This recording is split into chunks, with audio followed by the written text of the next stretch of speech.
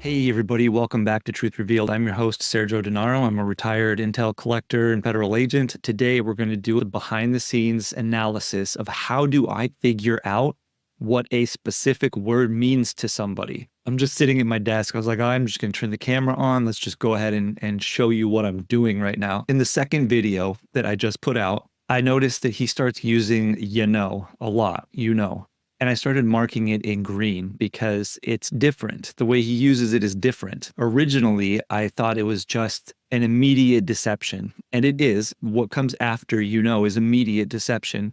However, it's different. It's very emotionally charged. It comes with a hatred for Hanna. In the third video that I'm working on right now, I noticed it's not always about Hanna. So I have to do this little correlation game here. I pulled out every time that he says, Let's just jump in here and let me show you exactly how I do what I do. I took all of these sentences and just listed them. Every part of a sentence that starts with What I want to do is try and figure out what is the pattern, what's the correlation here. We've got and we were mixed between blanks and live. This is the very beginning of his direct testimony. And this is great because it's a very direct sentence. He says, we were mixed between blanks and live. So this is why I do this. I have to do this carefully to see what pattern emerges. Blanks and live. Then I have Hanna and Sarah to have to be dealing with something that seems odd. This is while he's packaging up the dummy rounds. He's sitting there, and in my mind, hopefully in all of our minds at this point, we're wondering if he sabotaged those dummy rounds. And the question is, did he know that he was putting live rounds in there, or did he not know that? The words of sensitivity here are going to be helping Hanna, because he says he didn't want Hanna and Sarah to have to deal with something like that. There's no negative emotion towards Hanna in this sentence. So we have help Hanna or help Sarah. We have dummy, as in dummy rounds. And then I added in here live because it's possible that live rounds are causing him stress here, even though he doesn't say live rounds. If he's packaging live rounds and that's what he's withholding, that's what he's excluding, then we want to put in there anything that's possible. Then we have, they would rattle without issue. This is a continuation of this same sentence and thought. Again, we have dummy, potentially live rounds, helping Hanna, helping Sarah. Then we have, to her that she needs to. There's a text war between Kenney and Hanna Gutierrez. I have these here, and I'm going to mark stuff that's all from one conversation. In red here, this is all a fight with Hanna. This is one area that we were looking at in the testimony. As we move down with a different color here, he's talking about where he stores the live rounds in the PDQ. On the cross-examination, the defense attorney is questioning Kenney about whether he wanted to get her fired. That is all one conversation. And when he talks about getting her fired, it becomes very emotionally charged for Kenney. And it's due to the fight. So that's all a continuation of that fight. I've got sisters and 2 daughters. I'm used to it. He's talking about Hanna calling him names. So this is all that emotionally charged fight here. Originally, I was thinking he uses when he's talking about Hanna, and it's talking about the fight, because that's extremely emotionally charged, right? That was all of what was in the second video there.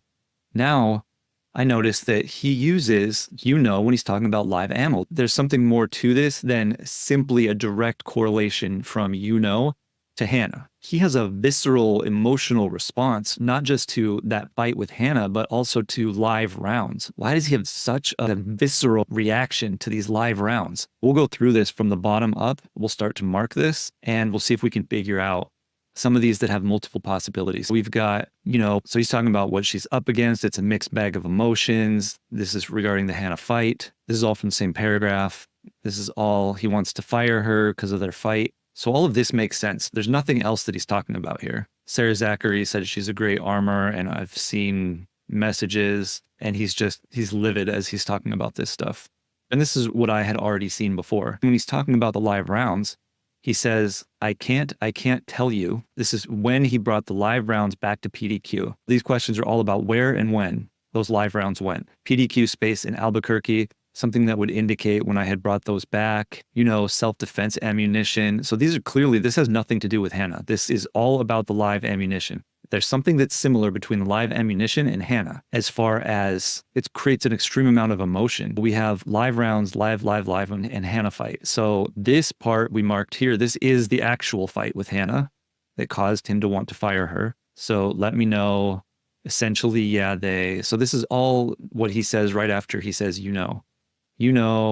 just commonly the dummy rounds fall out. So here I marked the Hanna fight or dummy rounds because there's two subjects in here. I just felt that she needed some space. That's the Hanna fight. We need to figure out, is he talking about the fight with Hanna here, or is he talking about the dummy rounds? I would expect him to have some emotions toward dummy rounds. His whole life revolves around dummy rounds, right?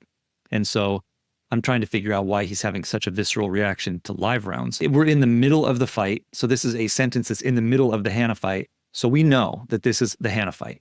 It's not dummy rounds that's causing him the stress here. We can see the pattern. That's why I lay it out like this, so I can visually, and I use the colors, it's so I can see the patterns. We have 3 paragraphs, 3 conversations. One is about the fight with Hanna. One is about the ramifications of the fight with Hanna, which is him trying to get her fired or wanting to get her fired.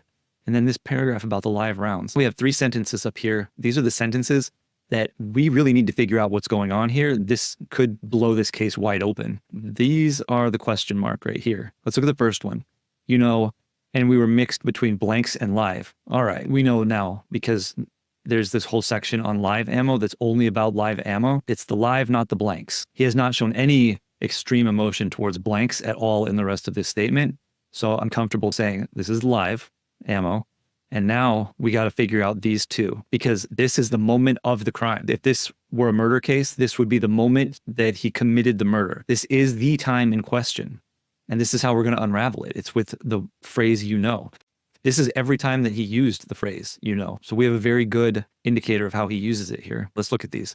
Hanna and Sarah to have to be dealing with something that seems odd. This is the reason why he's checking the dummy rounds, because he doesn't want to have to give Hanna or Sarah something that seems odd. That is helping them. So the way he phrases this and the emotion that he has at the time, there's no negative emotion towards Hanna in this statement. He's saying that he wants to help her. That obviously should seem fishy if you've been watching anything that I've been doing. But we're going to objectively look at this and say, okay, help Hanna. He's working with dummy rounds.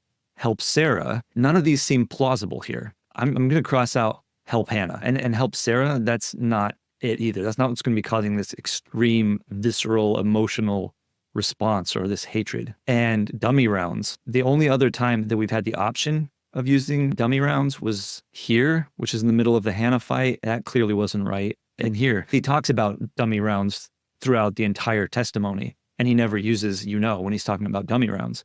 So the idea that this is going to be around the dummy rounds is not correct here, which means the only thing left that he could be talking about are live rounds. The only thing that could cause the emotional response that would trigger the phrase is going to be either live rounds or the fight with Hanna. So here we got to select the live rounds. That's the only option that we have. They would rattle without issue. Again, is this the dummies that's causing the extreme emotion? He's never had a visceral response to dummies before. He's never used the phrase with dummies before. So I really don't think that it's the dummies that's causing that emotional response at this point.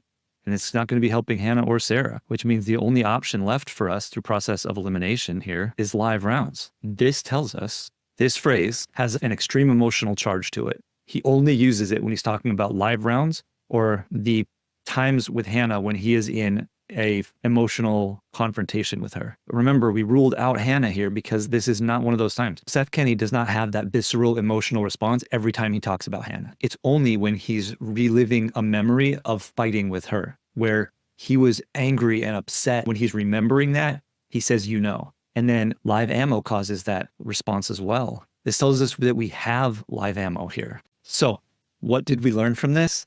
We learned that at the moment that he is sitting down with dummy rounds after he patinaed them and then he steel-wooled them to clean them, he knew that he was inserting live rounds into that box that he called the box of 50 dummy rounds. He is aware, and he not only is aware, but he was under extreme emotional stress while he was doing that, which makes sense because as somebody who sells guns, who's been doing firearms for his whole life, putting live rounds, mixing them into dummy rounds, he's of course well aware of what could happen there. And so that's what would cause that extreme emotional distress. This, for me, is the evidence that I was looking for that tells me that we are looking at option number 2 from the first video. He premeditated mixing live rounds in with dummy rounds And he did that by patinaing all of the rounds together, hitting them with the steel wool to make them all look the same. And then while patinaing them, it messed up the rattle inside of the dummy rounds, which made it much harder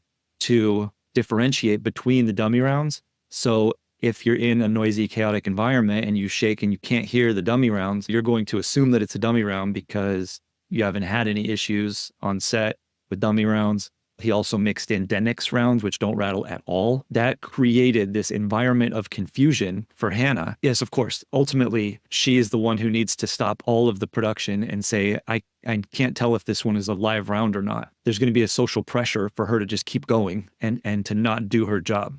And so she's definitely the one who's ultimately responsible at the end, but she was sabotaged. There's no doubt in my mind that she was sabotaged. And this is the evidence.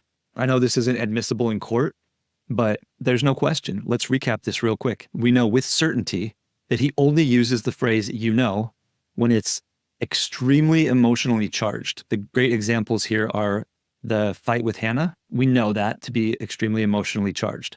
Then we had a question as to why are live rounds so emotionally charged that he would actually elevate talking about live rounds to a fight with Hanna. Why are those the same in his mind? They both require use of the phrase, you know, before he talks about them. And that is when he's talking about live rounds that are being used to commit a crime.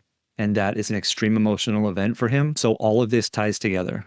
It's nice to just see all of the pieces fit together. I'm going to do Hanna's testimony next, or any statements that I can find from her, any police interrogations. I want to see what her role in this was. Did she believe that she was putting dummy rounds out without any indication in her mind that there was a live round in there? Or did she know something was wrong and she felt social pressure to keep moving, keep feeding the rounds? So I'll look into that just to finish out this whole investigation, this whole case. So hopefully you enjoyed this. This is powerful stuff. Let me know what you think about this. And let me know if you like seeing the behind the scenes stuff. If you do like this, please like and subscribe. Keep watching. I'll keep making this stuff. And remember, seek the truth for yourself. Don't believe the veil that people put up in front of you. There's almost always deception in what most people do. It's kind of nice to just know the truth behind the lies. All right, this is Truth Revealed signing off.